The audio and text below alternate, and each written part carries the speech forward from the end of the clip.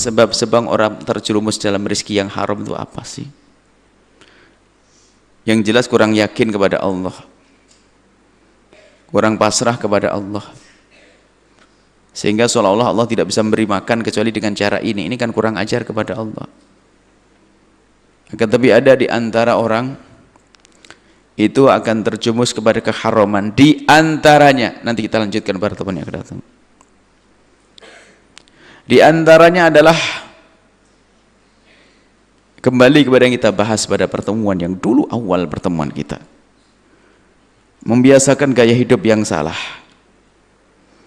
Dia biasa dengan kesederhanaan. Membiasakan hidup yang salah, hati-hati. Itu adalah membiasakan hidup dengan gaya kesombongan. Seolah-olah dia harus punya ini, punya itu, punya ini, punya itu. Akan tapi pada sesungguhnya nggak punya ini, nggak punya itu. Karena apa? Dia memaksakan diri. Kami teringat suatu ketika kita berada di sebuah tempat yang katanya itu adalah perumahan elit. Perumahan elit, rumahnya orang kaya. Satu rumah itu rata-rata 2 miliar, 3 miliar. Katanya begitu. Saya tidak pernah beli, tidak pernah menjual, juga tidak pernah. Memang rumahnya gede begitu. Nah, itu pengajian ibu-ibu. Kita bicara tentang halal haram dan sebagainya semuanya dengan kepolosannya. Bu, ya betul. Kami itu hanya orang kaya action saja. Gaya kita. Kami itu kayanya kayak action. Saya pakai mobil mewah, kemudian di atas di rumah gedong yang megah. Akan tapi betul kata Buya, ini semua ini sertifikatnya sudah di bank semuanya. Ini adalah barang yang tidak benar semuanya. Subhanallah. Dengan pengakuan dari salah satu dari mereka. Rumahnya sudah dijaminkan ke sertifikatnya ke bank kan. Untuk usaha yang lainnya. Dan yang lain, Masya Allah. Menangis mereka. Ingin membuat perubahan tapi susah. Kenapa? Sudah biasa dengan gaya hidup yang semacam itu. Maka di antaranya orang yang mudah masuk kepada keharaman, makan rezeki yang haram, mendapatkan rezeki yang haram adalah karena cara hidupnya yang salah. Cara hidup yang salah, cara hidupnya adalah mengikuti gaya hidupnya orang. Pemborosan, tidak mengerti bagaimana hidup sederhana. Kalau kita kembali kepada hidup sederhana, nggak ada akan rendah kok. Orang paling mulianya di dunia, orang paling mulianya manusia di dunia dan di akhirat, baginda Nabi Muhammad SAW. Beliau dengan kesederhanaan. Pernah suatu ketika dilihat oleh sahabat Nabi, beliau tidur, tempat tidurnya seperti apa? Bukan kasur seperti yang Anda tempati. Terbangun dari tidur, di punggungnya terlihat membekas pelepah kurma. Alasnya hanya semacam itu. Rumah tangga beliau bagaimana? Pernah sering ditemukan di pagi hari tidak ada yang dimakan untuk sarapan. Sampai idan aftir, kalau idan asum, kalau begitu aku berpuasa. Nabi dikasih oleh orang segala macam tapi tidak pernah disimpan. Itu pendidikan dari Nabi Muhammad SAW. Dan mengajarkan hidup yang sederhana, yang enak, sehingga tidak banyak tuntutan. Enggak sampai harus mengejar yang haram, Masya Allah. Tapi na'udzubillah hidup orang hari ini, Masya Allah. Memaksakan dirinya dengan bermacam-macam cara, sehingga akan masuk ke haram. Contoh saja itu tadi.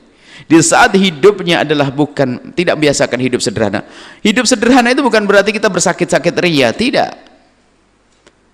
Artinya kita itu yang penting sehat, halal, nggak usah ngikut gaya hidupnya orang, nggak usah gengsi dengan makan sederhana. Barangkali kalau kami orang Jawa Timur misalnya, hari ini anak-anak muda sudah gengsi makan, mohon maaf, misalnya ada nasi jagung misalnya, atau kalau di daerah Jawa Timur juga misalnya ada makanan-makanan dia buat dari ketela seperti namanya tiwul misalnya, atau gadot apa dah, tidak tahu kalau di Jawa Barat apa. Ada makanan-makanan yang sederhana, sarapan dengan singkong rebus, itu sehat semuanya sebetulnya. Akan tapi lidah anak-anak sekarang sudah nggak mau. Lidah anak-anak kita harus yang ada kimianya dan campuran racunnya segala macam. Padahal kalau dengan hidup sederhana di samping sehat, hidupnya tidak susah. Memang kita tidak harus hidup makan itu, enggak. Maksudnya makan bisa saja ini itu oke. Tapi yang penting kita jangan ngikuti gaya hidupnya orang. Sampai ada orang gengsi. Gengsi dengan makan-makan semacam itu. Padahal dia senang. Kalau kelihatan makan begitu malu dia. Na'udzubillah. Karena apa? Dia ngikuti gaya hidupnya orang. Action, anak orang desa kerja di kota, atau anak kampung kuliah di kota. Padahal di kota juga dia biasa-biasa saja sih. Karena kiriman dari orang tuanya juga pas-pasan, tidak manja-manja amat, tidak, maksudnya tidak kaya-kaya amat. Sampai di kota berkumpul dengan kawan-kawannya yang kaya, makannya macam-macam dan sebagainya.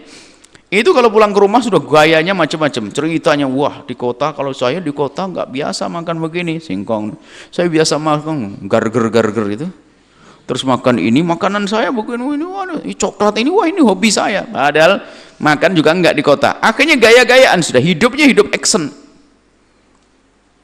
Bajunya bicara baju bermerek, Masya Allah. Akhirnya memaksakan diri betul, kalau beli baju harus baju bermerek, kalau ini tersiksa.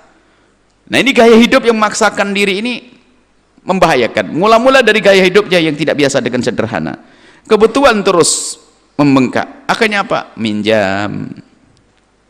Pinjam kepada seseorang. Kalau pinjam harus bayar. Atau tiba-tiba apa? Pengen rumah sebelum waktunya, memaksakan ngutang untuk bisa beli rumah. Semuanya kan harus dibayar, baik dengan cara yang lain, kredit 1-2, kredit yang halal tentunya. Anggap saja halal, kita ada mengatakan kredit yang haram deh. Ngambil cara kredit yang benar melalui cara murahabah dalam syariah. Kredit yang benar intinya, cara yang benar, bukan kredit asal-asalan yang memasukkan kita dalam dunia riba, bukan. Anggap saja sudah kreditnya benar, itu pun ternyata masih menjerumuskan, memaksakan diri mengambil sesuatu yang belum waktunya. Kenapa? Utangnya dan kreditnya itu kan harus dibayar. Semula dia memang tidak pernah mengambil kerjaan yang haram, bekerja di sebuah tempat terhormat, tempatnya terhormat, bahkan mungkin sampai bekerja dia bisa ibadah, mungkin masjid, mungkin pesantren, mungkin madrasah, mungkin ini kerjanya menarik, ada ibadahnya. Cuman gara-gara gaya hidupnya ini nuruti gaya hidupnya orang, lihat dia punya utang ini, punya itu, kredit ini, kredit itu, semuanya harus dibayar. Anggap saja gajinya 1 juta atau 2 juta, anggap saja gaji 3 juta, tatanya untuk kreditnya juga 2,5 juta, sisa 500 mau dimakan, nggak cukup. Karena nggak cukup, bagaimana? Dia berpikir untuk mendapatkan uang agar cukup untuk bayar utangnya tadi, untuk kreditnya itu, kemana dia? Mikir kerja. Yang semula kerja di tempat yang halal bersih menjadi gelisah dia, ingin cari yang lebih lagi, mencari yang lebih lagi, nggak dapat lagi, sudah mulai dia berpikir, dia diskusi dengan iblisnya, dengan setannya. Gimana ditagih ini utangmu? Ayo sudah jatuh waktu, kreditmu, utangmu, dia panik. Baik setan, aku akan turuti, yang penting dapat duit. Masuk wilayah haram. Jadi keharaman dilakukan oleh seseorang gara-gara ini loh tadi, gara-gara cara hidupnya yang nggak benar. Kalau orang biasa dengan kesederhanaan nggak akan capek. Termasuk sekolah pun kadang seperti itu. Kita menemukan seorang ibu, Masya Allah, seorang ibu selalu hidupnya susah, kekurangan. Kita tanya, datang ke sini, ibu, Masya Allah, saya kelilit utang bu ya, gini. Oh Masya Allah, punya anak 4. Di mana sekolahnya anaknya? Subhanallah, sekolahnya itu maksain sekolah, nyebut sekolah, di saat dia nyebut nama sekolahnya, wah ini orang nggak bener ini. Bayar sekolahnya mahal sekali. Bayangkan. Sudah begitu biasanya kalau sekolah mahal itu gaya hidupnya apa? Ibu-ibunya itu sambil nganterin sekolah anaknya itu nongkrong di situ sama ibu-ibu yang lain, gaya pamer-pamer, ini tas saya beli di Singapura, saya waktu pergi Australia, ini dianya enggak gaya actionnya. Akhirnya ada yang jualan barang beli, akhirnya ada keliling kuliner sana, ngabisin duit. Suaminya kerjanya di bawah terik matahari, habis nyungsep itu. Action kalau sudah berkumpul orang kaya dipikir jadi kaya. Lihat tersiksa kan, semakin tersisa manusia ini. Maksain, saya mikir ibu ini aneh. Mau ngambil zakat dan sebagainya, nggak bisa model begitu cara hidupnya. Kalau nggak punya duit ngapain memaksain sekolahnya anaknya sekolah di sekolah yang mahal? Memang untuk menjadi hebat harus lewat sekolah mahal. Tidak harus sekolah yang mahal, itu bisa saja sekolah mengajari kesombongan nanti. Nah, ini ada model-model semacam ini, ada seorang ibu yang wah pengen action gaya. Wah anakmu sekolah di mana? Di ini. Wah disebutkan. Sebenarnya kalau sudah nyebut anaknya sekolah di sekolah yang keren mahal itu dipikir langsung banyak duit dia, banyak utang. Action hidup kok pakai action, tersiksa. Lihat manusianya tersiksa dia, kayak ngutang sana ngutang sini, ngutang sana ngutang sini. Akibatnya itu loh yang berbahaya. Ngutang bukan terlarang, ngutang boleh, kan wajib bayar, tapi buah daripada ini apa? Mengambil yang haram. Sudah nggak peduli lagi dengan yang haram. Yang penting bayar utang, yang penting tercukupi. Kebiasaan dengan hidup semacam ini. Maka untuk memudahkan kita untuk mendapatkan yang halal, biasakan dengan cara hidup yang diajarkan Nabi, dengan kesederhanaan. Sekaya apapun dirimu, jangan lupa dengan kesederhanaan. Boleh kita menikmati mobil mewah, boleh kita menikmati rumah megah, akan tapi jangan gengsi dengan kesederhanaan.